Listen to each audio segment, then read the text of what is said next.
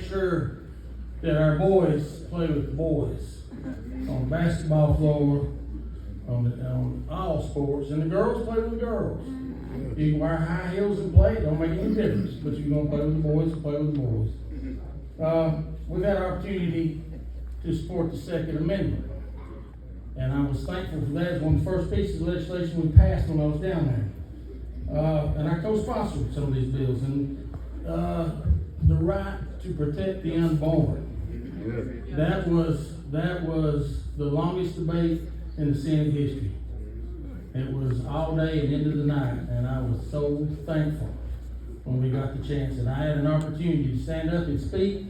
I had a grandchild born the Monday before that debate, and we had twins. One died at 12 weeks, and my daughter went to the hospital at 26 weeks with preeclampsia and COVID. At 3 o'clock in the morning, we got the call she's going to die. They had to take this baby. They took little Charlotte. She weighed 1 pound and 3 ounces. I could hold her in my hand. I could put my ring on her little leg. She lived 5 weeks in there, and she's 14 pounds today and home. 5 months.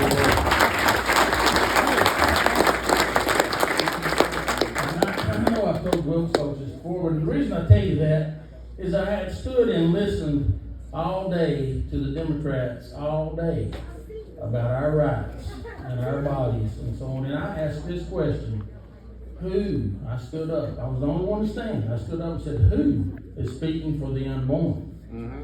They want to live, believe it or not. Do you think my grandson wanted to die at 12 weeks? I saw him moving. I saw the pictures and the x-rays and everything before he passed. He wanted to live, sure he did. The Lord had other plans. But anyway, we got to stand.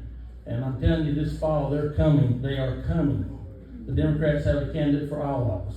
Every senator in this state's got a Democratic candidate. And they are coming hard. They're raising a lot of money, and I just wanted to throw that in there. I had an opportunity also to override the governor 19 times. If we had had Mark Roberts, there are more we could have done. And I just want to give a little story on Mark. The first time he came to Wilkes County, we were over at the barbecue house, and we had GOP meetings in there, and there was room not quite this full, but there were a lot of folks there. I'd never seen him. I had heard a little of him. He'd just getting around a little, and he came in and he said, the first thing in my life is Jesus Christ. Amen. Everybody clapped, stood up. I didn't know who he was. I said, it was my wife in the back. I said, who is this guy? She said, I don't know. Second thing he said, I'm an American from Greensboro, North Carolina. And he pointed to that flag and said, I stand for that flag. And jumped up and I said, I don't know this cat, but I think he can win. And he was running for lieutenant governor. And I'm telling you that he stands for us all.